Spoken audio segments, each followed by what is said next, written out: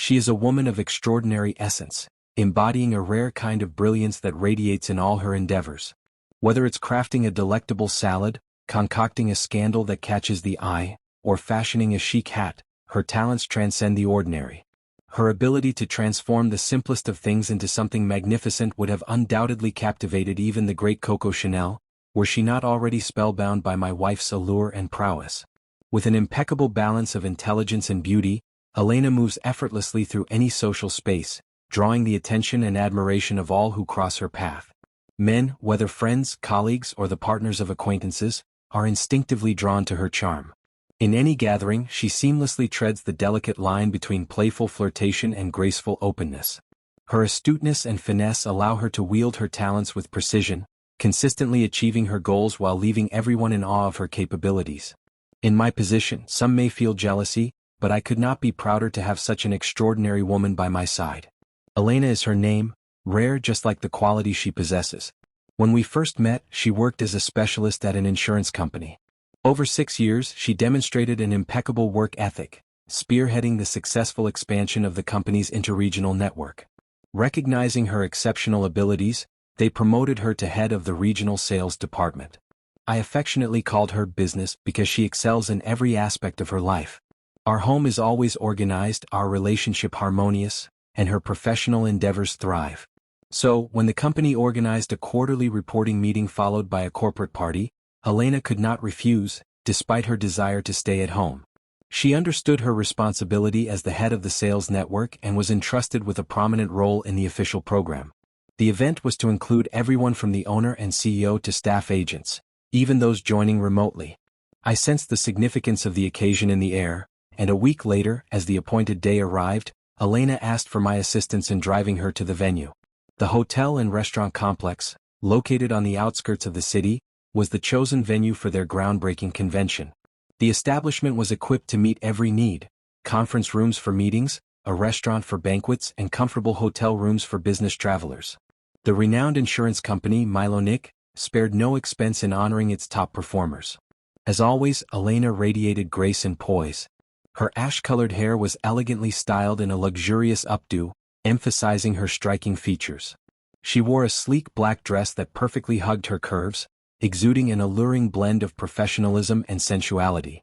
The delicate stockings with wide lace trim, the fashionable stiletto shoes, the subtle makeup, and the faint trace of her favorite Dior fragrance completed her entrancing presence. Together, we entered the venue where corporate-themed balloon compositions adorned the space. The courtyard was filled with advertising brochures falling gently from above, while soft background music played and waiters discreetly offered appetizers.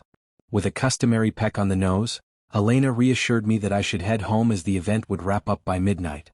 She assured me she'd arrange her own transport. However, midnight came and went, and my Cinderella was nowhere to be found.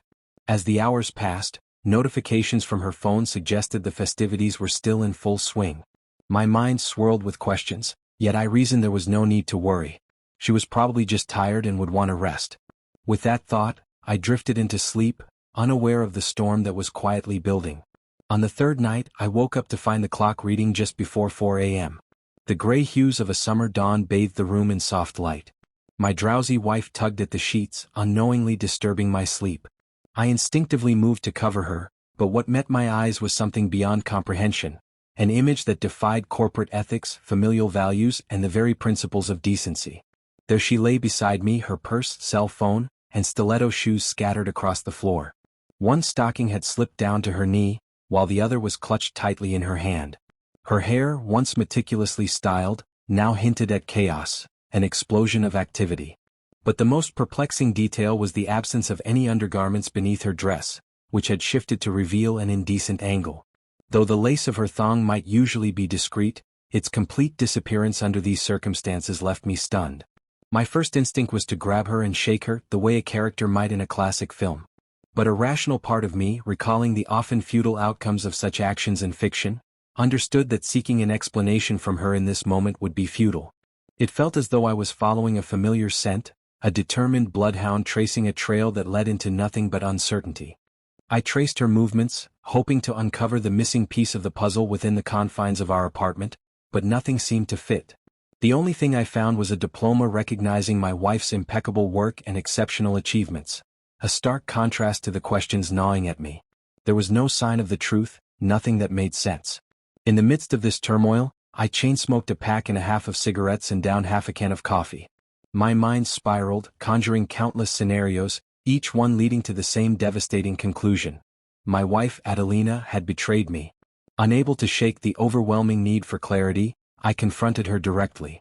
But her responses were incoherent, her words disjointed. She repeated claims of a headache, insisting she had no memory of the events from the night before. Her excuse, however, provided little comfort. I watched as she sipped a cup of black coffee, the horror of the situation gradually dawning on her. The more she tried to recall, the more frantic her mind seemed to become. She remembered fragments.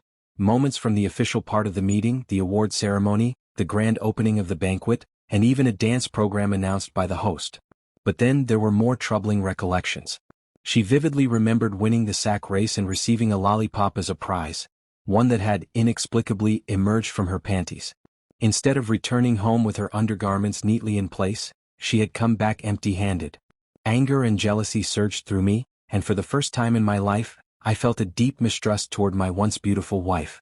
I demanded that she call her friend and colleague, putting the conversation on speakerphone, in a desperate attempt to uncover what had truly happened the previous day.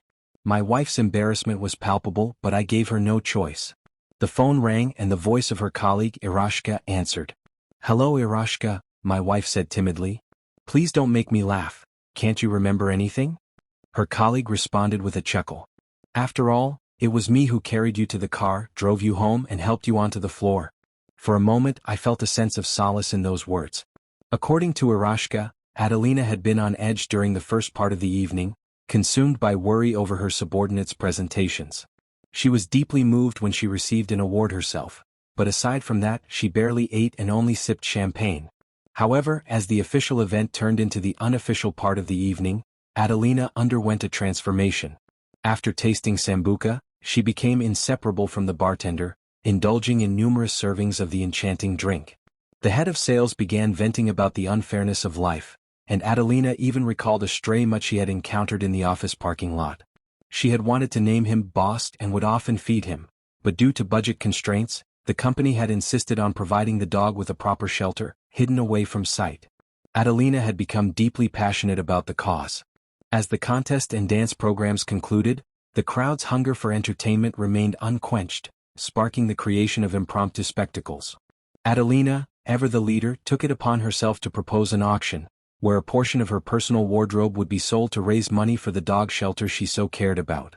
Amidst the tune of an enticing dance, she removed a sought-after accessory and tossed it into the crowd. The atmosphere erupted into shouts, bids, and a flurry of activity.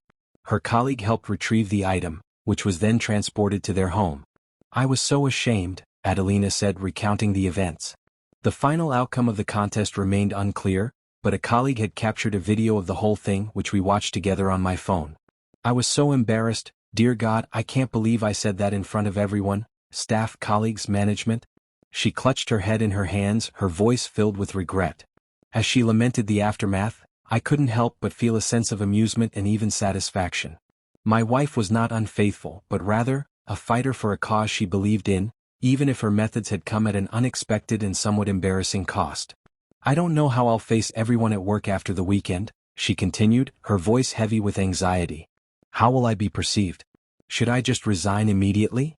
Her monologue was abruptly interrupted by the ringing of her phone. A photo of the general manager appeared on the screen. "Adelina Iarna, did you forget something from yesterday?" the voice on the other end said. There was a pause. "We have an offer to purchase your undergarments, based on the amount your colleagues contributed." Adelina sat there, silent, unable to speak. The director's voice continued, unbothered by the awkwardness of the situation. "You left the auction early, which violated the rules, but it still took place. I must inform you that the proceeds from those 30 centimeters of lace will be more than enough not just for the dog shelter, but also for veterinary visits, obtaining a dog passport and purchasing food for at least 6 months. So you'll have a busy Monday ahead of you. Just one condition." Adelina squeaked in an uncharacteristically high-pitched voice, "Please don't name him Bosk. You can collect the money from the secretary and keep it in your safe," came the response from the other end. We both fell into a stunned silence, the weight of the absurdity of it all settling over us. Finally I broke the quiet. "Well, the goal has been achieved," I said, a touch of irony in my voice. "Once again in a fight, any means are justified." My wife, still flustered and embarrassed, concluded with a sigh, "I guess so."